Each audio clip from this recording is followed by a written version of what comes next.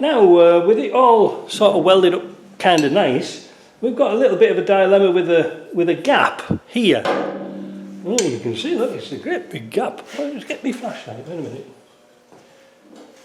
There we go. There. Look at that. You can even get the bloody light inside there. So what is there to do? How can I fix that? I can't pull it in.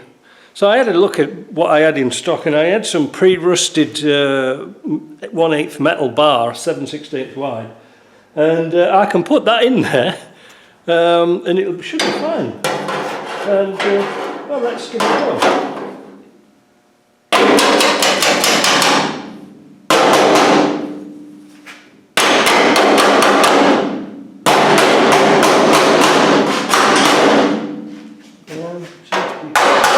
That's better.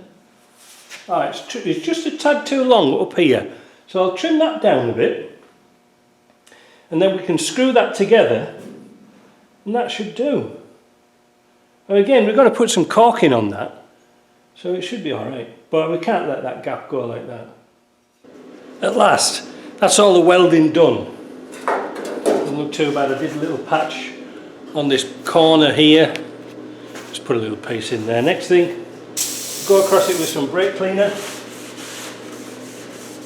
get all the grease off, do that all the way around, get the grease off.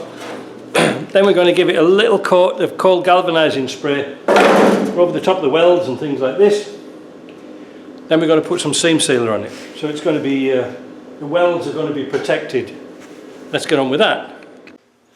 So now that the cold galvanizing's dry, I've got some caulking I'm going to apply to the seals. This is automotive seam and joint sealer.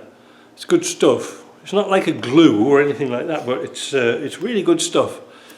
Now you can see I've got it in my pneumatic caulking gun. You must reduce the pressure on this. I've said it before. You must reduce the pressure on this to like a 3 or 4 pounds, not 100 or 130, because you'll empty this cartridge in seconds on the ceiling. It really does come out. Just ask my mate Chris, he found out that. What also we're going to do is, I've cut a little brush, these cheap dollar shop brushes, and I cut them at an angle so you can apply them this way and this way, but get tight into corners, if you see what I mean. You want the bristles fairly rigid when you're using this stuff, because if you leave them long, it spludges out down the side and it looks awful. So I'm going to get set up and see how this goes. I hope it goes well. Right, I've just had a practice. Let's get some caulking around here.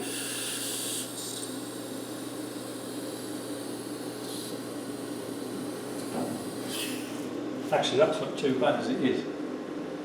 And then I like to brush it down, make a nice seal, sort of force it in. It doesn't matter too much.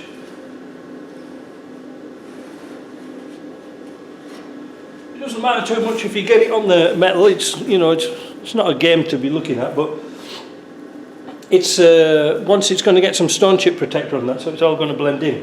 But it's just to stop any moisture and humidity getting into it. So I'll get on with that, we'll have a look and see what it's like. So there we go, and all the seams are sealed up. Got all that all done, got it all out of one tube. Doesn't look much at the moment, but just wait, because we're going to put the last bit on very shortly. And again, we're just sealing it just to stop the humidity getting into it again. Alright, so we'll come back in a minute.